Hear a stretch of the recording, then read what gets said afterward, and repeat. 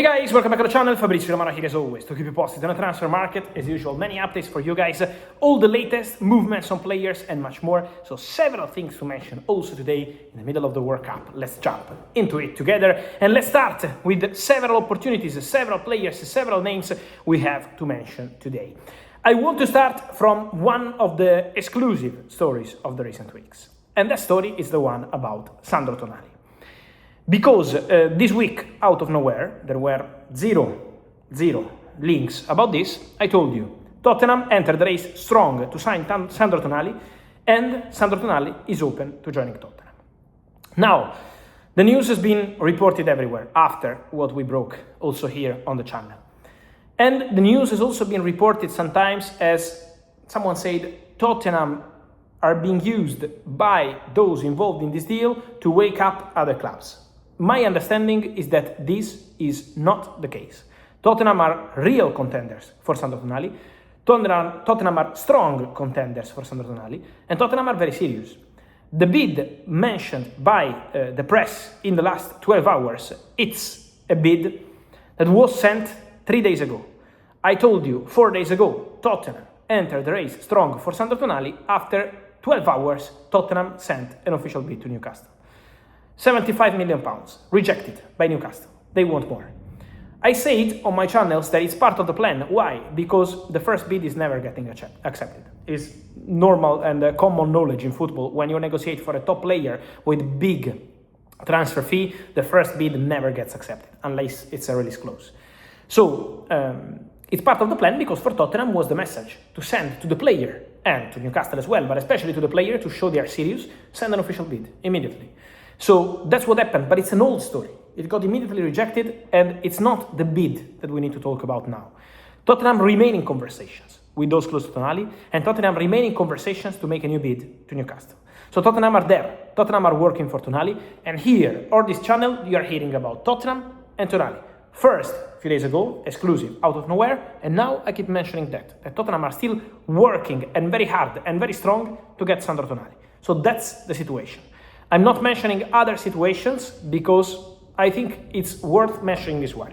That's what I can say in this moment. Talking about midfielders, guys, another situation we'll have to watch in the next year, so not just this summer, but eventually from now to 2027, is the one of Rodri. Because Rodri is out of contract at Manchester City in summer 2027. Rodri is not a normal player. Rodri is a Ballon d'Or, one of the best midfielders ever who played the game.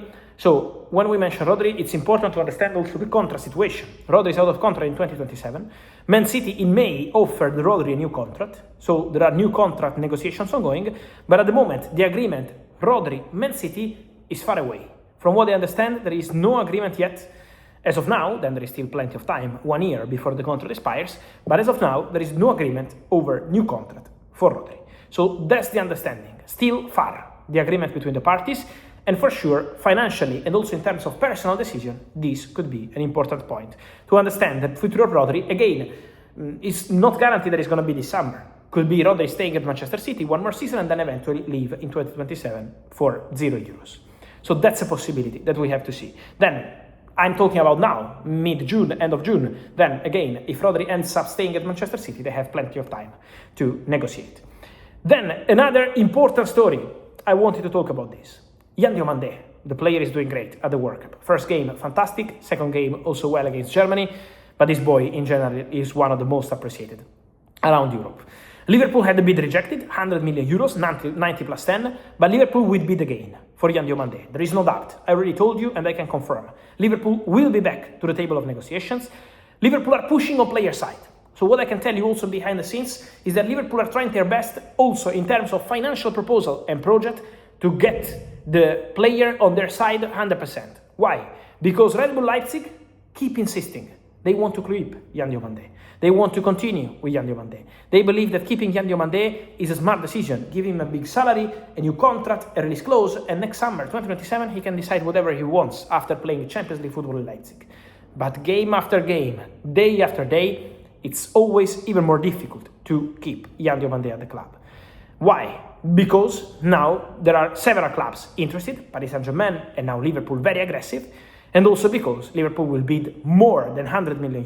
It's going to be a big proposal coming from Liverpool in order to try change the situation. So Liverpool are working on player side in terms of contract proposal, salary and project, and on club side with Red Bull Leipzig, working hard to get this deal done for Diomandé. So that's going to be a big story to follow because Liverpool are absolutely there. Then I wanted to clarify 3 things on Real Madrid to close tonight's video. Depends what time you are watching. I'm in the US for the World Cup, but always delivering you all the latest.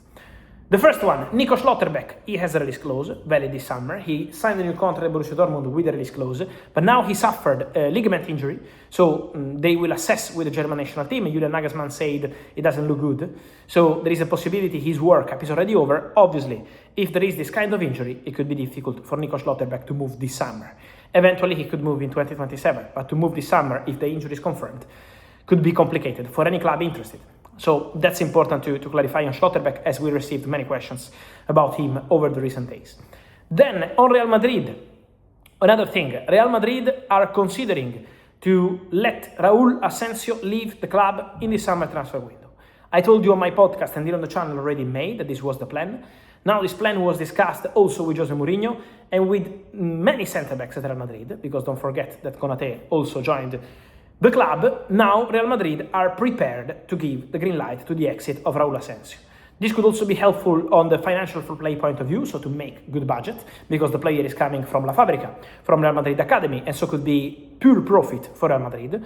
Jose Mourinho gave his approval to the exit of Raúl Asensio, so I would not be surprised if Raúl Asensio ends up leaving Real Madrid in the summer transfer window. Then we have to see what kind of proposal will arrive, because you still need to convince the player, you still need to convince Real Madrid in terms of transfer fee. But the plan, the direction of this deal is for Raúl Asensio eventually to leave in this summer transfer window. And then we are talking about World Cup gems, we are talking about World Cup standouts, and one of them for sure is Bouaddi from the Moroccan national team. This boy is special, he's really special. I told you about English clubs interested. I told you about Paris Saint-Germain following the player but having different priorities. PSG are working on the attack and defense at the moment as priority. Then many of you asked me about a rumor that is in Spain about Bouaddi and Real Madrid. Just to clarify this, guys, because I received many questions. Can Bouaddi go to Real Madrid? Can Bouaddi be the secret player of Real Madrid? At the moment, between Bouaddi and Real Madrid, it's just a scouting thing.